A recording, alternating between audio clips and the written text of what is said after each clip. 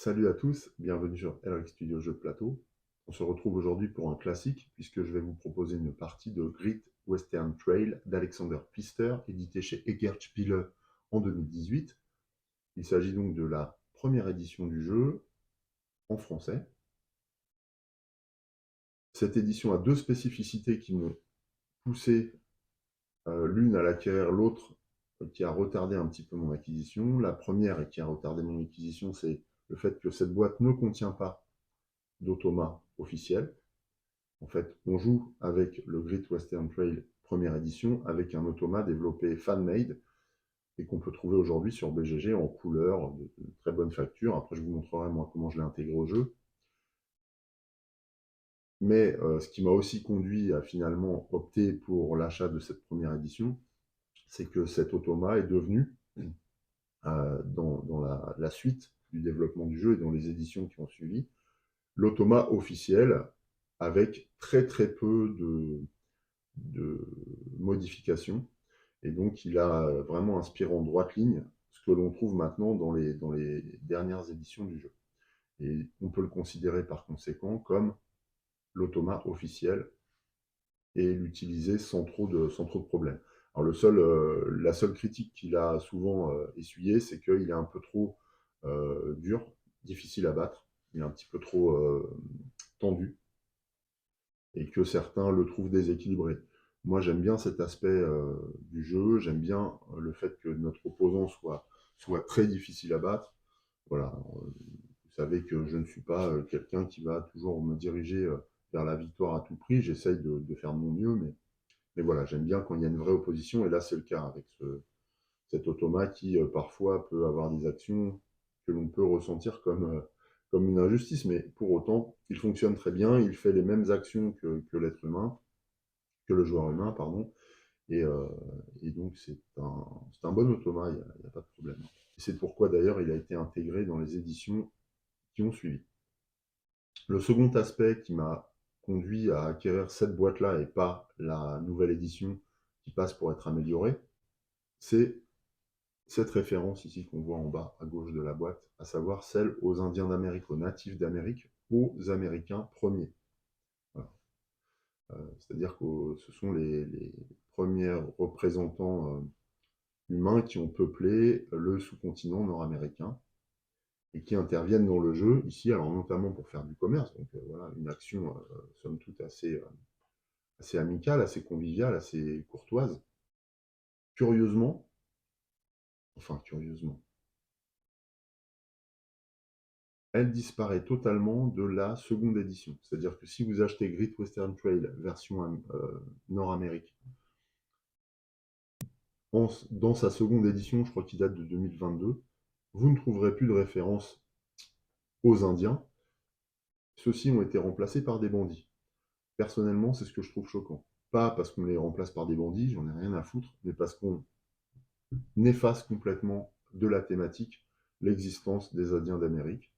Ce qui va avec cette espèce de tendance là où un certain nombre de personnes réécrivent sans arrêt l'histoire, tout ça pour éviter les polémiques, supprimer les failles qu'il pourrait y avoir dans notre culture occidentale ou anglo-saxonne, hein, parce que là c'est plutôt des références à une culture anglo-saxonne.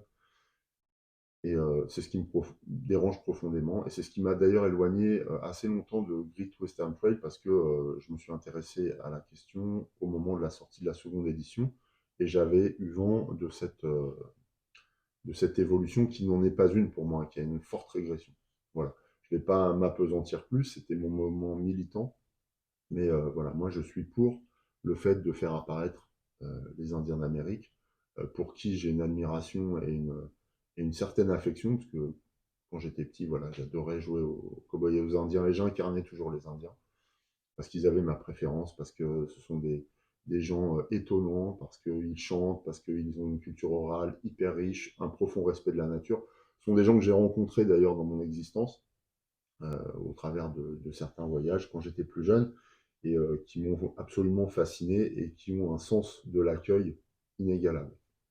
Et je ne peux pas accepter qu'ils soient effacés comme ça de l'histoire. Alors je sais qu'aujourd'hui, notamment aux États-Unis, les associations indiennes tiennent le pavé et se font entendre, mais ça n'empêche pas que voilà, dans certaines organisations, dans certaines sociétés, eh bien, on essaye encore de lisser tellement l'histoire qu'on est prêt à effacer tout un pan comme ça euh, de cette histoire tumultueuse qui a constitué la rencontre entre les Européens qui ont colonisé euh, l'Amérique du Nord et les occupants initiaux, les autochtones. Je vais m'arrêter là sur cette petite explication du pourquoi, du comment de mes choix de la première édition, mais je tenais à vous en faire part. Pour la vidéo d'aujourd'hui, on va procéder en 2 temps, comme à l'habitude, mais de manière un peu plus compacte, on va dire. Je vais effectuer d'abord une mise en place, mais en sortant avant, hors caméra, tout le matériel. On mettra en place simplement les éléments variables du jeu. Et puis, on se lancera tout de suite dans la partie, sans plus d'explications, parce que le jeu est assez facile, en fait, puisqu'il il consiste à reproduire un espèce de cycle qui comporte 3 phases. Et une fois qu'on a intégré les 3 phases lors du premier tour de jeu, après, ça va tout seul, on a compris les règles. Ensuite, pour les détails, c'est plus la manière d'interpréter des icônes, mais ça aussi, ça s'apprend au fil de l'eau, sans aucun problème, et le jeu est très facile à prendre en main, contrairement à ce qu'on pourrait penser. Eh bien, on y va, je sors le matériel, et puis on met en place ensemble les éléments aléatoires du jeu. J'ai sorti tout le matériel, il y en a pas mal, hein. Il y a des cartes, des tuiles plus petites, des jetons. Ici, on voit ce qui va concerner le joueur humain, on en reparlera tout de suite après. Là, j'ai une boîte dans laquelle je range tout. J'ai préféré acheter une boîte en plastique pour compartimenter et rendre l'accès au matériel beaucoup plus facile puisqu'il n'y a pas de rangement dans la boîte. Alors, par rapport à l'installation, on va commencer par les tuiles. Alors, ces tuiles au bord gris, là, symbolisent des emplacements neutres. Il y a 2 façons de les disposer. Soit on les pose sur le plateau de manière aléatoire, soit on les pose de manière préprogrammée, c'est-à-dire en respectant les lettres qui sont indiquées ici. Ça, c'est indiqué, c'est préconisé quand on débute dans le jeu. Moi, j'ai fait quelques parties déjà, j'ai dû faire 4 ou 5 parties, donc je vais les installer de manière aléatoire, ce qui change un petit peu le gameplay, mais sans bouleverser non plus la façon de jouer. Alors,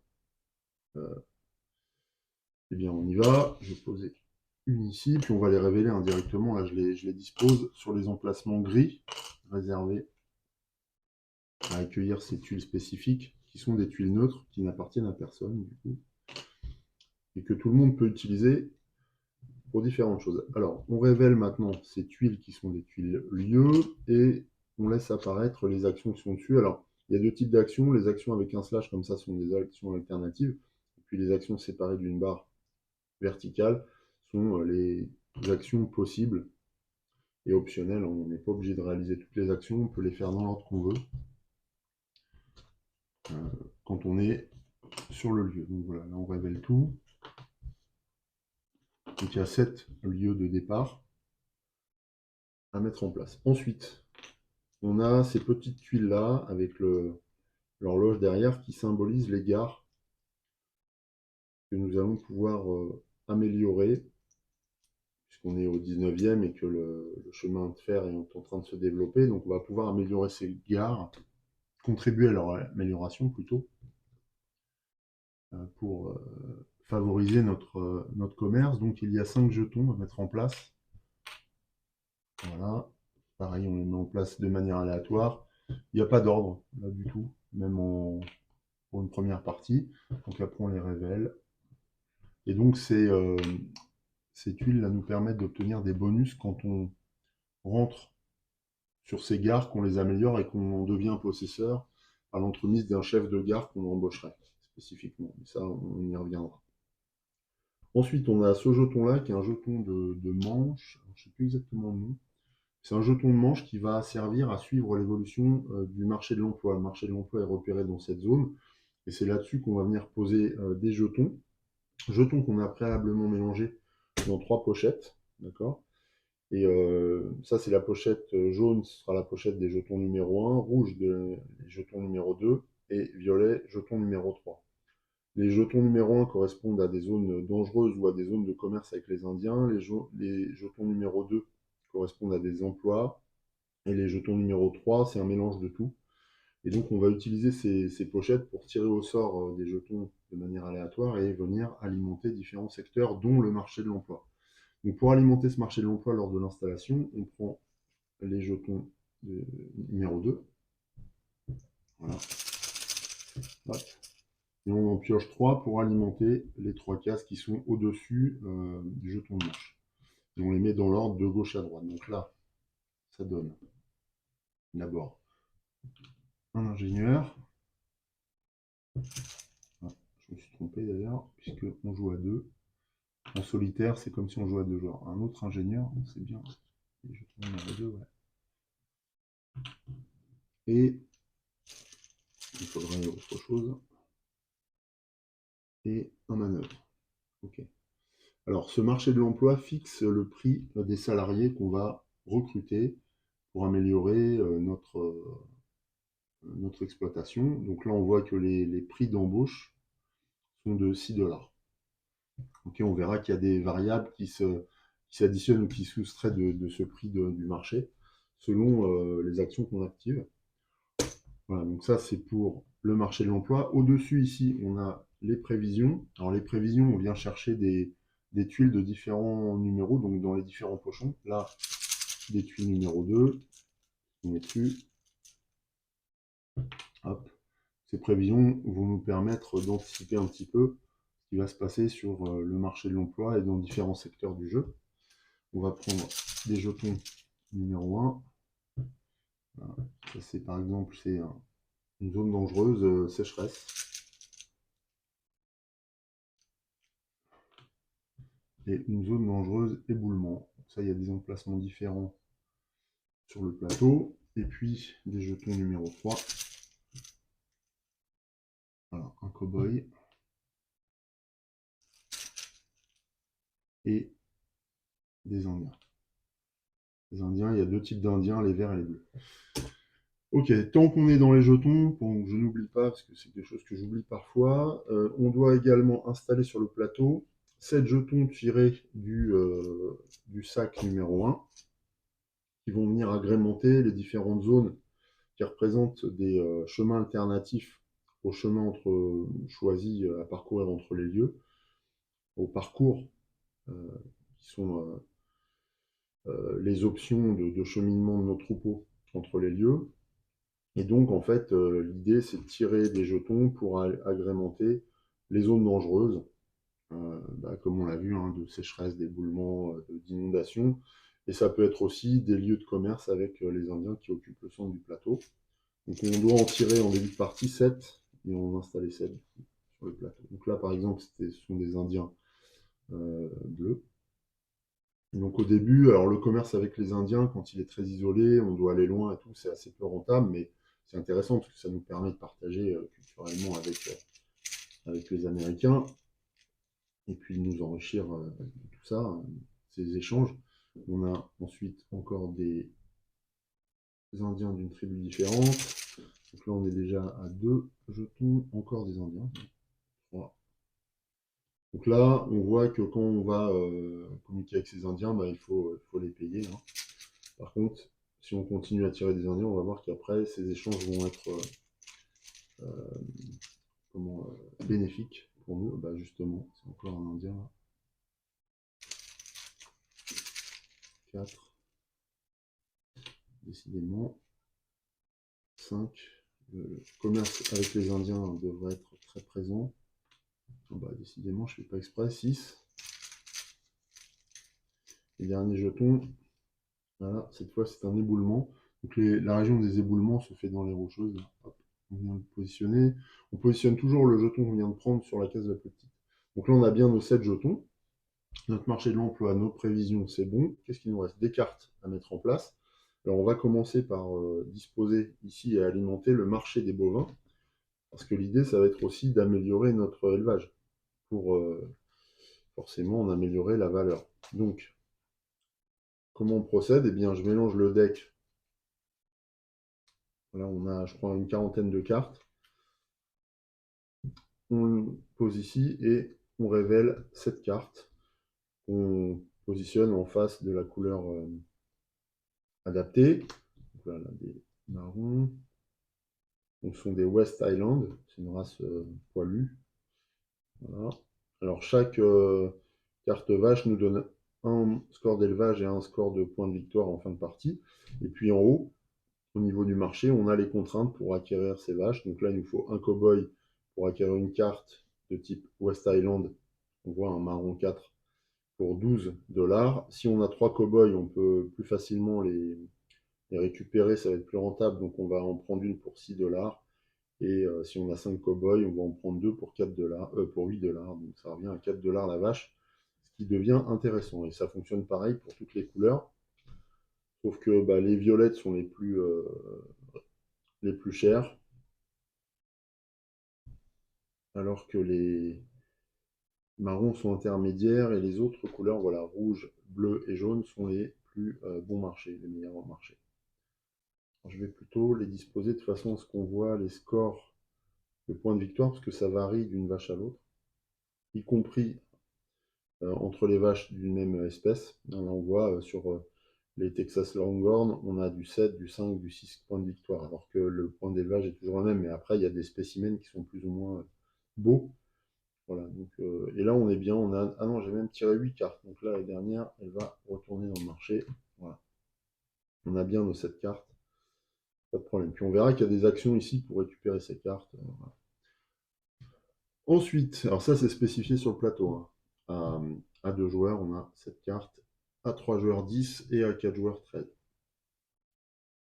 13. Ça, c'était pour le marché des bestiaux. Je vais remélanger, j'ai oublié une carte. Ce qui nous reste à mettre en place sur le plateau, ce sont les objectifs, puisqu'on a une exploitation à faire tourner, donc on a des objectifs de rendement.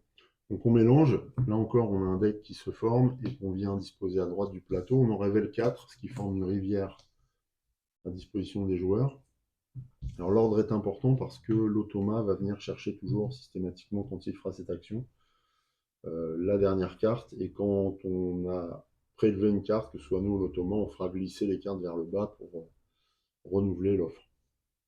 Voilà, donc ça je détaille pas, mais ce que vous comprenez ici, c'est que quand on réussit un objectif, eh bien on gagne les points. Si on ne le remplit pas, on perd des points de victoire en fin de partie. Là, on est bien au niveau du plateau central, donc ça fait un beau plateau, bien alimenté, déjà avec beaucoup d'éléments qui vont alimenter nos stratégies, nos tactiques. Ensuite, on passe aux joueurs humains. En joueur humain, nous, on va jouer en bleu. Donc voilà à quoi ressemble le plateau. Sur ce plateau, j'ai disposé des disques comme ça qui vont venir bloquer des actions bonus. Ces actions bonus, on les débloquera quand on prélèvera un disque pour le poser ailleurs dans le jeu, on verra comment. Par ailleurs, sur le plateau central, on va pouvoir faire des recrutements, améliorer notre exploitation en embauchant des gens, donc des cow-boys, des manœuvres, des ingénieurs. Les cow-boys servent à élever, acheminer les bovins. Les manœuvres servent à construire des lieux, et les ingénieurs à utiliser le chemin de fer et l'améliorer. Justement, on a une locomotive qu'on va mettre à Kansas City qui va nous servir à envoyer nos troupeaux dans les différentes villes du plateau. Voilà, ces villes ont des valeurs, il y a des rails ici, enfin, on va voir qu'il y a tout un fonctionnement, et bien sûr, le chemin de fer est bordé par les gares, donc, dans lesquelles on pourra s'arrêter et qu'on pourra aussi utiliser à notre compte. On a notre personnage, mais on va voir parce qu'on va l'utiliser et le placer sur un lieu particulier en première partie, mais un lieu de notre choix, on peut le placer n'importe où, c'est la particularité et le privilège du joueur humain. Sinon, en tant que joueur humain, on a un deck spécifique avec des vaches de base, avec des valeurs de 1 et de 2, de différentes couleurs, en plusieurs exemplaires.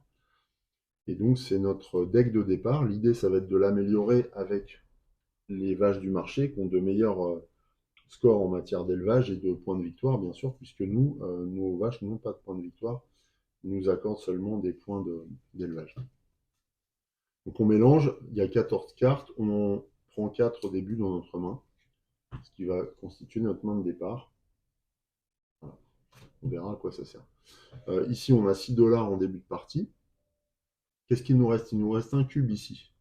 Ce cube va nous servir à servir nos certificats. Les certificats sont des éléments qui nous permettent d'améliorer encore notre niveau d'élevage, puisqu'on a des bêtes euh, comment on dit, décorés, et donc dont la qualité est supérieure. Ensuite, chaque joueur, que ce soit le joueur humain ou le joueur automate, va prendre une carte d'objectif de départ. Ce sont ces cartes avec le dos gris. Donc nous, on prend celle-ci, c'est au hasard. Alors, la carte d'objectif de départ est activée immédiatement. On la place du coup en dessous de notre plateau joueur. L'automate prend également une carte, on va lui donner. Et lui, il va scorer directement avec. Il n'a pas à remplir les objectifs. On va le mettre à côté de son plateau. On a terminé en matière d'installation pour le joueur humain. Si je ne vous ai pas parlé des constructions ici, au même titre qu'on a des lieux neutres, on va pouvoir construire nos propres infrastructures, donc des bâtiments qui vont nous permettre d'effectuer des actions spécifiques, de poser des péages quand on a la main comme ça, ça nécessite aux autres joueurs de s'acquitter de droits de passage. Donc l'idée, c'est de les positionner de manière stratégique pour empocher de l'argent. Les contraintes pour construire ces tuiles, eh bien, elles dépendent du score ici de manœuvre. C'est-à-dire que pour construire ce bâtiment, il faudra au moins un manœuvre et payer son salaire. Donc ça, on reviendra là-dessus aussi. L'automa fonctionne exactement de la même manière. Il a aussi des tuiles. Par contre, lui, il les posera sans le moindre contrainte. Voilà, là, je pense qu'on a vraiment fait le tour du matériel joueur humain. Quant aux joueurs automa pour cette première édition, eh bien, on va utiliser tout le matériel identique aux joueurs humains. Donc les jetons, les pions différents, bonhomme, enfin cow-boy, locomotive et cube, les tuiles, construction et lieu, c'est pareil. Par contre, sur le plateau, on n'a pas besoin de mettre les disques parce que l'automa n'utilise pas les actions du plateau. On verra qu'il y a des actions à débloquer. Quand on va prélever ces disques, on va développer des actions supplémentaires pour nous, enfin des actions optionnelles. Donc on verra, mais l'automa ne s'en sert pas. En revanche, lui, comme nous, il utilise sa locomotive qui démarre à Kansas City, dans la gare. Son cow-boy, lui, démarre au début du parcours, donc c'est en bas à droite, et donc va cheminer comme ça le long des, des chemins et des routes connues jusqu'à Kansas City. Quand il atteint Kansas City, il revient. Ce sera pareil pour nous. On va cheminer comme ça jusqu'à Kansas City. On fera ce qu'on a à faire à Kansas City, on reviendra. Ici, il a un cube. Alors ce cube sert à déterminer sa spécialité. Comment on procède? Eh bien, on prend les jetons numéro 2, donc les jetons qui correspondent au recrutement. On mélange, on en tire un. Ça va nous donner sa spécialité. Donc en début de partie, la spécialité de l'automa, c'est l'élevage. On voit, il a un cow-boy, il attire un cow-boy, on remet ce jeton dans la pochette. Alors sur la seconde édition, on prend le jeton, on le met sur le plateau de l'automa. Mais ce n'est pas nécessaire sur cette première édition.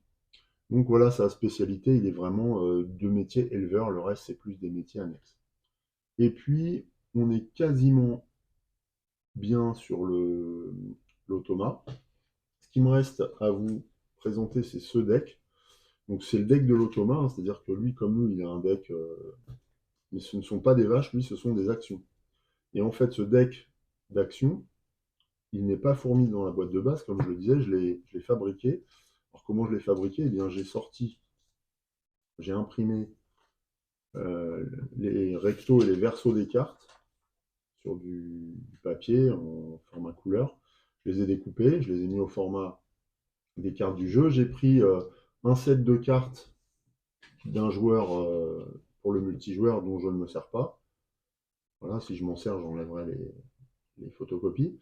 Je les ai mis dans un sleeve, mais j'ai sleevé tout le jeu parce qu'on manipule beaucoup les cartes et les cartes ne sont pas d'hyper bonne qualité. Enfin, elles ne sont pas tressées ni rien, elles ne sont pas très solides. Donc, ça, j'ai sleevé les cartes. Et du coup, j'utilise ces cartes pour rigidifier l'ensemble et j'ajoute le recto sur la face recto de la carte et le verso sur la face verso de la carte. Ce qui fait que je me retrouve avec un deck automa d'une bonne consistance, qui va me permettre de jouer avec l'automa comme je jouerais avec un joueur humain, en manipulant des cartes à proprement parler. Donc ça, c'est plutôt pas mal. La seule différence, c'est que je vais mettre son deck comme ça. Donc on le mélange, et puis à chaque fois, on verra que le deck nous propose un déplacement et une action, ce qui va constituer le tour de jeu. Voilà, donc là, on est bien. On est prêt, donc ça a été assez vite. Il reste à noter qu'on a aussi de l'argent dans ce jeu, puisque l'argent est comptabilisé à la fin de la partie pour déterminer la victoire. Il fait partie des éléments qui donnent des points de victoire. On doit valoriser notre élevage. Voilà, ici j'ai mis également la règle du jeu qui correspond à l'automa, c'est livré avec le deck. Donc là on a un résumé de toutes les actions. On verra que sur chaque action est noté un numéro et le numéro est reporté sur les cartes, donc il n'y a pas d'ambiguïté. Quand on tire une carte, on a le numéro de référence, on peut regarder dans la règle à quoi ça correspond si on a un doute, mais on va voir que les icônes sont les mêmes quasiment à peu de choses près que ceux qu'on utilise pour les joueurs humains. Donc il n'y a pas de grande différence. Voilà, on a complètement terminé la mise en place. Je ne crois pas avoir oublié quelque chose. Donc on va passer à la deuxième partie de cette vidéo. Alors je pense quand même que cette partie va être l'objet de 2 épisodes, donc 2 vidéos distinctes, parce que une partie de Great Western Trail, c'est quand même assez long. Ça se fait pas en 1 heure, quoi. Donc voilà, je pense que je vais scinder en 2 la vidéo pour à la fois mon confort en matière de montage et de mise en ligne, et puis votre confort de visionnage. Très bien. Eh bien, on est parti. On va démarrer tout de suite notre, notre exploitation. Et donc, c'est nous qui allons commencer. Alors, quand on joue à Great Western Trail en solitaire, c'est le joueur humain qui démarre. Et la particularité, c'est que normalement, le tour de jeu consiste à se déplacer sur un lieu, en première phase. Deuxième phase du tour, c'est d'effectuer l'action du lieu. Et troisième phase, si nécessaire, on effectue les actions qui correspondent à Kansas City, donc ce secteur-là, quand on l'atteint. Mais là, pour le moment, c'est pas à l'ordre du jour. Donc, eh bien, la particularité du premier tour, c'est qu'on choisit complètement le lieu où on va euh, démarrer la partie, indépendamment du nombre de déplacements autorisés de manière standard. En général, pendant la partie, on va avoir le droit de se déplacer de 1 à 3 lieux. Ça, c'est la distance standard qu'on peut parcourir à chaque tour. On pourra améliorer évidemment ses capacités, mais pour le moment, c'est ce qu'on peut faire. Mais en début de partie, voilà, je peux choisir, même si le lieu est distant, est situé à une distance beaucoup plus grande que ça.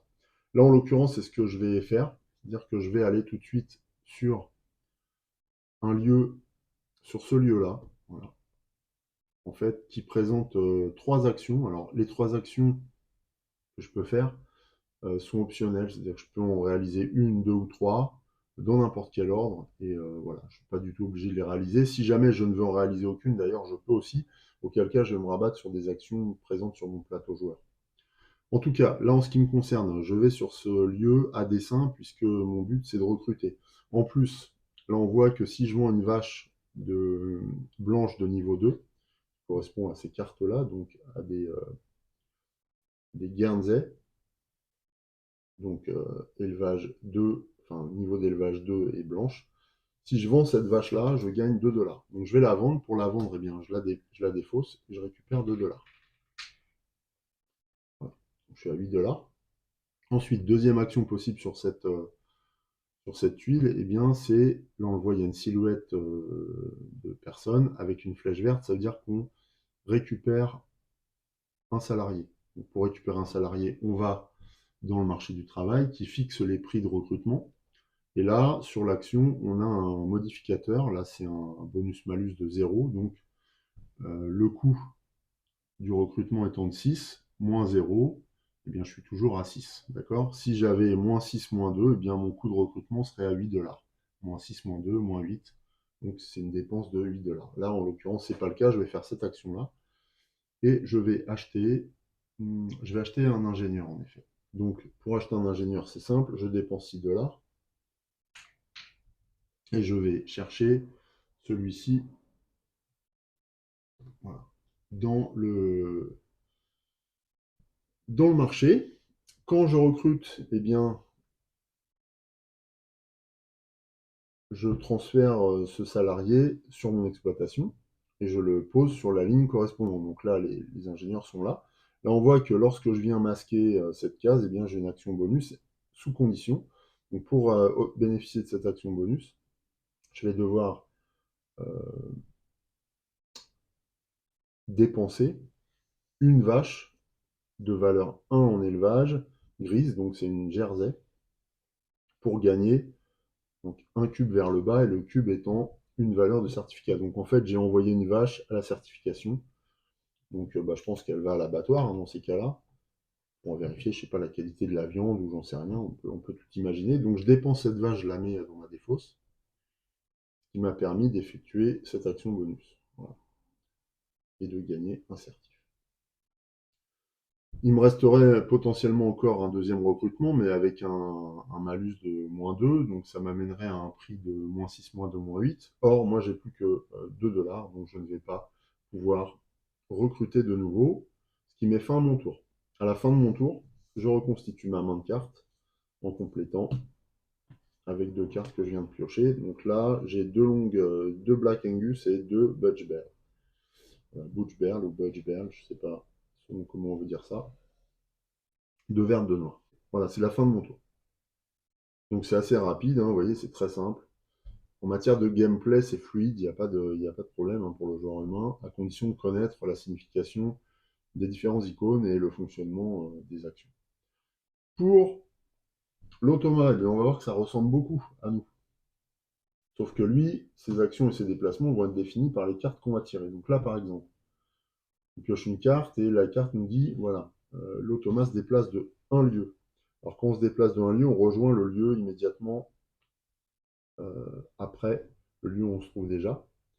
Et quand c'est un joueur humain, on peut effectuer l'action du lieu en question. Bon, là, en l'occurrence, l'automate, lui, s'en fiche.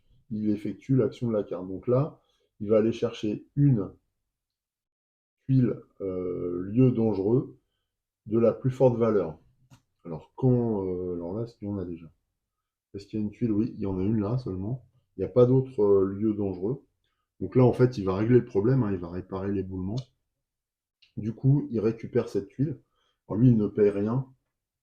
Il n'a pas besoin de payer quoi que ce soit. Mais en gros, il a dégagé le passage là. Donc ça, c'est intéressant. Et ça constituait son action, donc son tour est terminé. Voilà, on voit un plus forte valeur. Voilà. L'action de l'automa est totalement accomplie. On passe à un nouveau tour pour nous. Et donc, eh bien, maintenant, on va devoir respecter les règles du tour, stricto sensu. Donc, pour le déplacement, on peut effectuer un déplacement de 1 à 3 lieux. Alors, quand on se déplace d'un lieu à l'autre, eh bien, on saute directement sur les lieux construits, hein. On ne compte pas les lieux où il n'y a rien, il n'y a pas de tuile. Alors, moi, je vais aller où? J'ai le choix, puisque je peux me déplacer de 3 lieux. D'ailleurs, je ne peux pas aller là, il faut que je respecte le sens des flèches, donc je peux aller vers le nord uniquement. Donc, je vais faire 1. Alors ici, cette case-là me permet d'effectuer une vente à condition de défausser 2 cartes identiques. Là, j'ai ce qu'il faut. Et je vais plutôt vendre mes Black Angus. Ouais, je vais vendre mes Black Angus, mes 2 Black Angus, pour 4 $. Alors pourquoi je les vends plutôt que les vertes? Parce que les vertes derrière peuvent me servir, hein. Je vais poursuivre mon chemin par là si je veux. Je pourrais très bien aller tout droit à Kansas City, mais je vais passer par là pour vendre une vache verte. Donc je garde les vaches vertes. Donc je vends mes Black Angus, je récolte 4 $. Je vais défausser un, je vais prendre 5. Et voilà.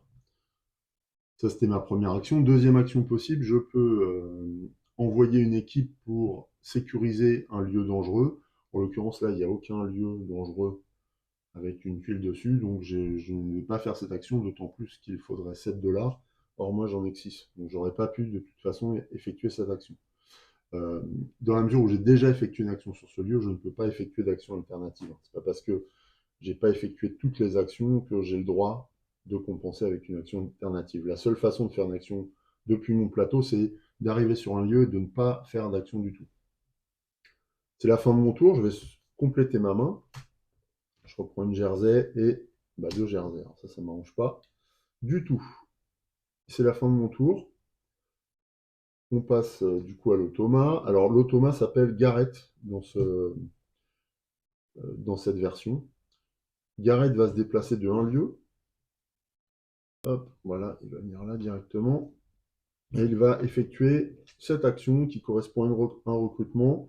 Et là, on voit qu'il va aller vers le recrutement le meilleur marché, le moins cher. Donc le moins cher, et bien là, on est à 6 et 6. En cas d'égalité, il va toujours aller vers le haut à gauche. Donc il va recruter en l'occurrence un, euh, un ingénieur comme nous. Donc lui n'applique pas ses bonus. En revanche, dans la mesure où là, il a deux ingénieurs, eh bien, il renforce ce métier-là, donc sa spécialité change et il passe à une spécialité d'ingénierie. Il n'est plus spécialisé autour du cowboy, on verra que ça peut avoir une importance. Voilà, c'est la fin de son tour, parce qu'il n'y avait que ça à faire. C'est à nous. Donc, nouvelle action. Alors déjà, première phase du tour, déplacement. On va se déplacer de un lieu. Comme prévu, on va vendre une Butch Bell, voilà, pour 2 $.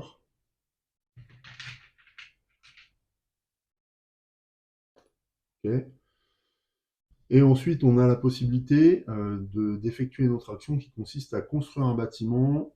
Et si on utilise un ou plusieurs manœuvres, il faudra les payer chacun pour un salaire de 2 $. Donc moi, j'ai un seul manœuvre, donc je peux construire un bâtiment nécessitant l'intervention d'un manœuvre, auquel cas je devrais payer 2 $. Donc c'est ce que je vais faire. Je vais construire ce bâtiment-là. Voilà. Quand on construit, on choisit un emplacement libre, on le met où on veut. Il n'y a pas d'autres contraintes. Et je vais le mettre ici, en l'occurrence, parce que ça va me permettre de faire cette action. Voilà. Je paye le salaire de mon manœuvre, donc 2 $. Ce qui m'a permis de construire déjà ce bâtiment et au passage, je gagne un point de victoire hein, qui sera compté en fin de partie.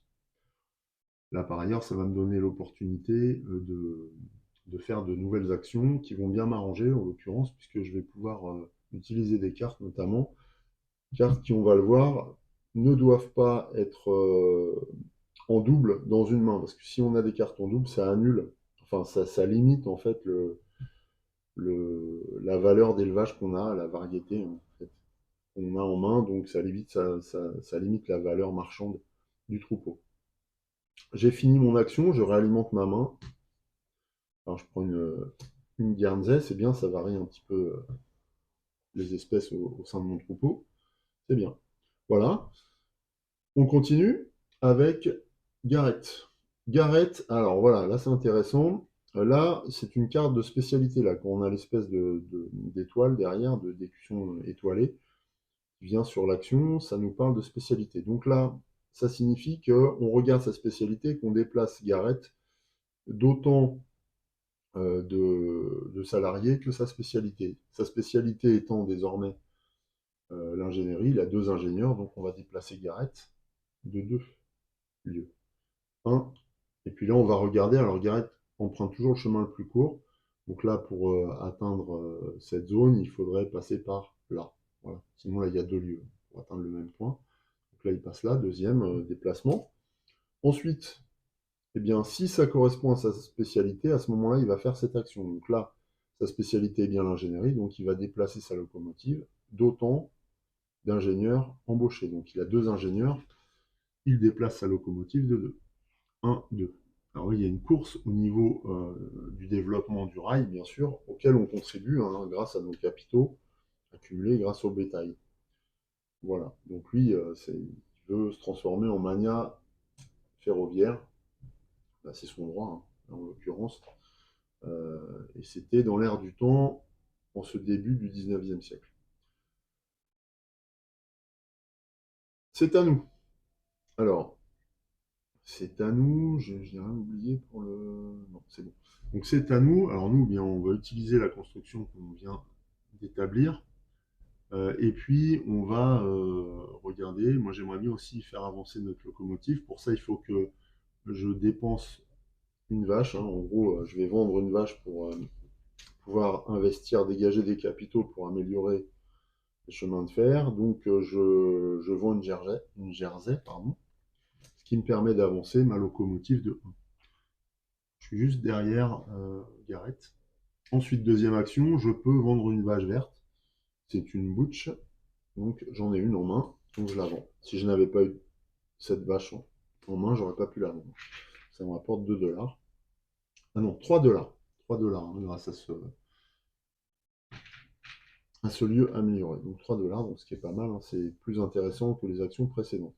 Je n'ai plus que 2 cartes en main, c'est la fin de mon action, je réalimente ma main. Ah, malheureusement, je reprends une jersey et une butch, bon, c'est pas trop méchant encore. Ok, on va voir pourquoi ça a une importance, hein, la valeur d'élevage. Parce que quand on arrive à Kansas City, ça va conditionner ce qu'on peut faire là-bas. Donc c'est important de bien se garantir la valeur d'élevage qu'on cible. Là, en l'occurrence, en début de partie, je ne cible pas grand-chose. En tout cas, pour le moment, c'est à Garrett, de nouveau. On pioche, et cette fois, il va encore avancer de 2. Ok, donc il avance de 2 lieux. Alors, je ne me trompe pas, donc c'est 1, 2. Et il va construire. Lui, il n'a qu'un manœuvre, donc il va pouvoir construire un de ces 2 bâtiments. Donc il y a 2 bâtiments qui coûtent un manœuvre. À ce moment-là, il va construire de manière privilégiée celui qui permet de poser un péage. Les mains noires et vertes correspondent à des péages, c'est-à-dire quand on passe par là, on paye 2 $ au propriétaire de la tuile. Là, en l'occurrence, je les paierai à la banque. Voilà. Et donc, il tente de mettre la tuile devant mon pion. En l'occurrence, il n'y a pas d'emplacement. Alors, est-ce qu'il la met là? Non, je pense qu'il la met là-bas. Ouais, il va la mettre ici, en fait. Il la met toujours devant mon joueur pour que cette tuile bénéficie le plus vite possible, lui bénéficie le plus vite possible, ou en tout cas vienne me nuire de manière la plus efficiente possible. Donc là, il la met là, en l'occurrence, puisque je suis au bout, donc je vais revenir ici, nécessairement. Voilà. C'est la fin de son action, il n'y a pas d'autres contraintes, hein, à part ça, à part respecter le nombre de manœuvres dont il disposait. C'est de nouveau à moi. Alors moi, j'arrive à Kansas City. Alors à Kansas City, eh bien, on arrive dans une grande ville, donc là, on va pouvoir faire un certain nombre de choses. D'abord, on va pouvoir prendre de l'information, voir où sont les zones dangereuses dans le pays. On va pouvoir choisir une de ces zones, par exemple, je vais prendre celle-là, parce qu'elle rapporte 4 points de victoire, et du coup, je vais la placer dans la zone équivalente. Donc les éboulements sont placés comme ça dans les montagnes, là-bas, au nord-est. Donc je dois placer ma tuile sur la tuile de valeur la plus basse. Okay. Ensuite, je passe à l'étape 2. Je m'intéresse un peu à ce qui va se passer sur le marché du travail. Et moi, j'aimerais bien embaucher des cow-boys. Donc, dans ce cas-là, comme j'arrive à la phase d'embauche, je vais avancer le jeton d'embauche non, de 1, parce que je n'ai pas d'emplacement, là, j'ai pas de place.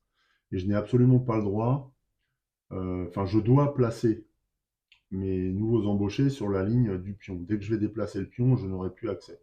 Donc là, je pourrais placer qu'un seul salarié potentiel, donc je vais venir, parce que je voudrais le cow-boy, je vais venir placer le salarié à la place du jeton, et du coup, je ne peux pas aller plus loin dans l'embauche. Voilà, donc vu que j'ai pas de place, ah si, j'ai une possibilité là, c'est en troisième temps, d'envisager de commercer avec les Indiens, donc ça, je peux prendre la tuile et venir la poser sur la région où sont installés nos amis pour commercer dans le futur avec eux. On voit que maintenant les emplacements ont une valeur positive, hein. Donc si je récupère cet emplacement ou si je vais là-bas, ça va me rapporter de l'argent. Ensuite, je continue à progresser et là j'arrive à un lieu particulier dans Kansas City, c'est la foire aux bestiaux, hein. Donc là je vais devoir calculer ma valeur d'élevage à partir de ma main en additionnant les certificats pour en tirer un prix. Ensuite, je défausserai toutes ces vaches puisqu'elles seront vendues. Donc là, en main, j'ai tout ça. J'ai 4 cartes. Et donc, je regarde leur valeur. Vu que j'ai 2 jerseys, je ne cumule pas la valeur est de 1. Voilà. Ensuite, j'additionne la valeur d'élevage des Butch Belts. Donc, j'ai 3, plus 2, 5. Donc, j'ai 5 en valeur d'élevage. En début de partie, j'avais gagné un certificat que je vais dépenser. Donc, ça me donne un point de plus en valeur d'élevage. Donc, j'ai 6 en valeur d'élevage. Donc, je gagne, après avoir défaussé ces vaches, 6 $. L'argent étant super important dans ce jeu. ma vente est conclue. Je dois expédier maintenant le troupeau vendu dans une ville pour que ça me rapporte le plus possible. Alors attention, le choix des villes, toutes les villes disponibles sont en haut du plateau. On voit qu'il n'y a aucun jeton, il y a des emplacements libres. Elles sont soit cerclées de blanc, soit cerclées de noir. On va voir que c'est une importance. Moi, en l'occurrence, là, je peux envoyer mon troupeau dans une ville éloignée de la même valeur que la valeur d'élevage. Donc, en l'occurrence, j'avais 6 en valeur d'élevage, ce qui signifie que je peux envoyer mon troupeau jusqu'à Colorado Springs.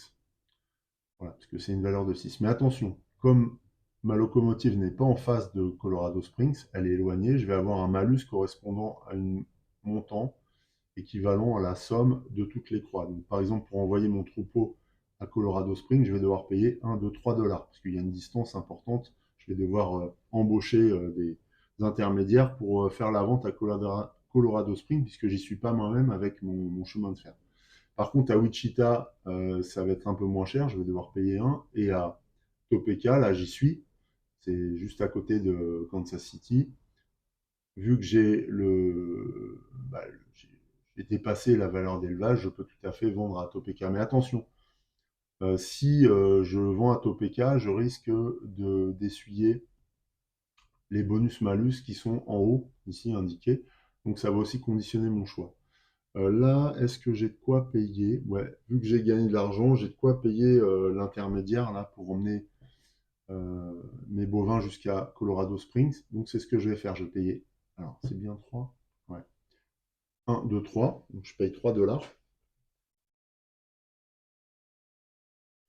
Ce qui m'autorise à envoyer ce troupeau à Colorado Springs. Pour ça, eh bien, je vais avoir le droit de récupérer un disque sur mon plateau joueur et de débloquer ainsi une action. Alors attention, Colorado Springs c'est blanc, donc je vais pouvoir débloquer une action cerclée de blanc. Là, je vais débloquer, hmm, je vais débloquer l'avancée de ma locomotive pour 1 dollar. Ok, et donc, puisque j'ai envoyé mon troupeau à Colorado Springs, j'ai établi une ligne de commerce avec cette ville, donc je mets mon jeton dessus. Je ne pourrais pas venir poser un autre jeton. Maintenant, j'aurais plus le choix. Il faudrait que j'aille soit à Wichita, Santa Fe, enfin dans une autre ville, mais plus à Colorado Springs. La ligne commerciale est déjà mise en place. Voilà. J'ai terminé d'effectuer mes affaires à Kansas City. Je reviens dans le sud, enfin dans l'est du Kansas, à la frontière avec le Missouri, pour continuer mon métier d'éleveur. Alors, une fois que j'ai terminé, je vais réalimenter les prévisions en piochant eh bien, les jetons nécessaires dans les pochettes. Alors oui, ce que j'ai pas précisé lors de l'installation, c'est que ces pochettes ne sont pas fournies dans la V1. Par contre, elles sont fournies dans la V2 du jeu. Donc là, je mets un pion numéro 1 ici, c'est un Indien. Ensuite, un manœuvre en 2 et en 3. Un ingénieur. À chaque fois que je réalimente, je fais glisser vers le haut, puisque l'automa, lui, va prendre toujours la ligne du haut, sans distinction. Voilà. Là, c'est terminé, donc j'étais un peu en avance par rapport à notre ami Garrett, mais néanmoins concurrent, donc ça va être à lui de jouer maintenant. Alors, il va effectuer un déplacement. Donc un déplacement, il a le choix pour aller à Kansas City, de passer par chez nous ou de passer directement à Kansas City, donc il prend le chemin le plus court vers Kansas City. Il évite notre lieu, mais il n'y avait pas de péage, donc ça ne prête pas à conséquence. Il va quand même effectuer l'action de la carte avant d'effectuer de faire son business à Kansas City. Donc là, on voit qu'il va recruter dans son domaine de spécialité. Non, c'est pas ça. 6. Je vérifie. 6. Donc là, on le déplace de 1. Hire another specialized employee if available. Donc oui. Donc en fait, là, on va embaucher dans une autre spécialité. C'est un peu particulier, elle est un peu bizarre. Oui, voilà, c'est rayé. Donc là, on embauche dans une autre spécialité que la nôtre, à valeur égale, parce que là, on a deux bonhommes. À valeur égale, on va plutôt privilégier le moins cher ou à valeur égale encore, la case de gauche.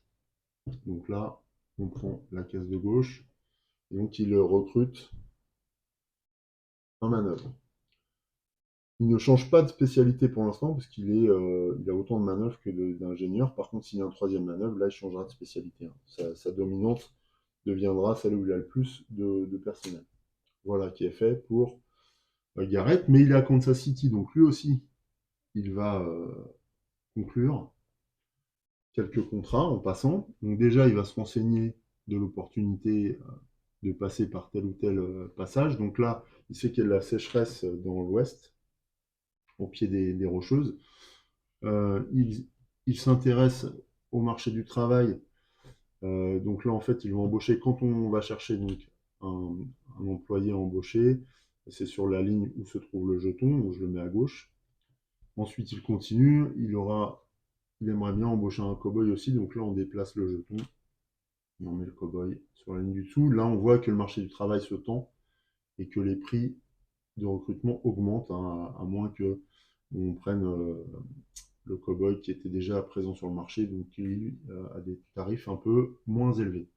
Puisqu'on a prélevé des jetons là-bas, on réalimente tout de suite. Avec un jeton de 3, ça va être un ingénieur encore, 2, ok, un cow-boy.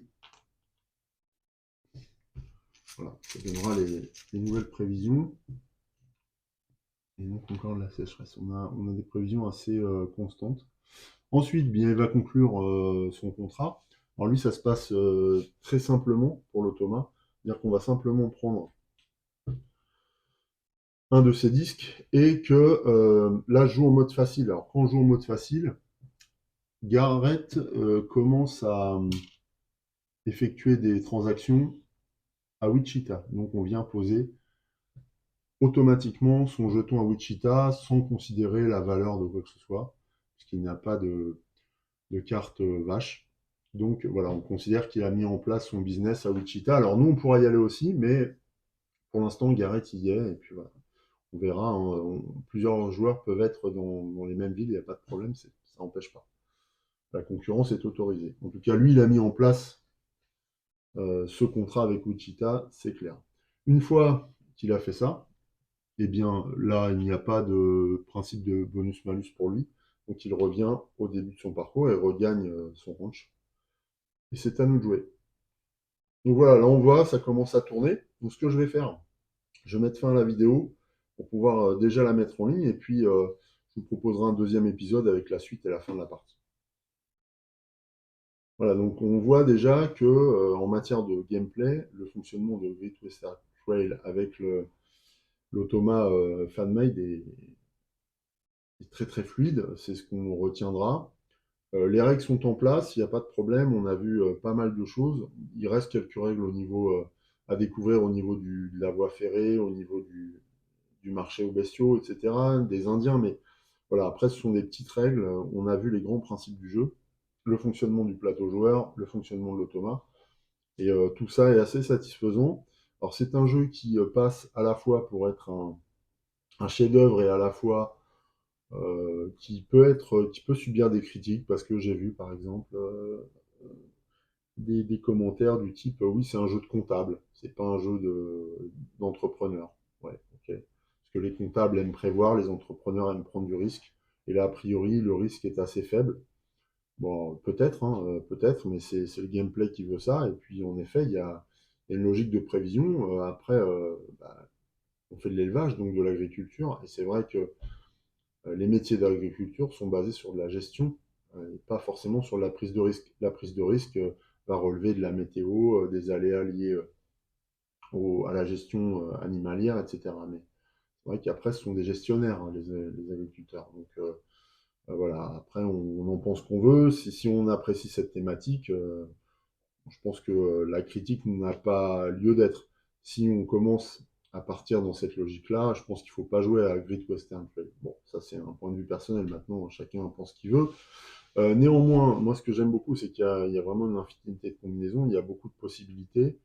On peut se faire des petits coups quand même entre joueurs, ça se voit en installant les péages, en se concurrençant aussi, on va le voir ici sur l'avancée et le développement du chemin de fer.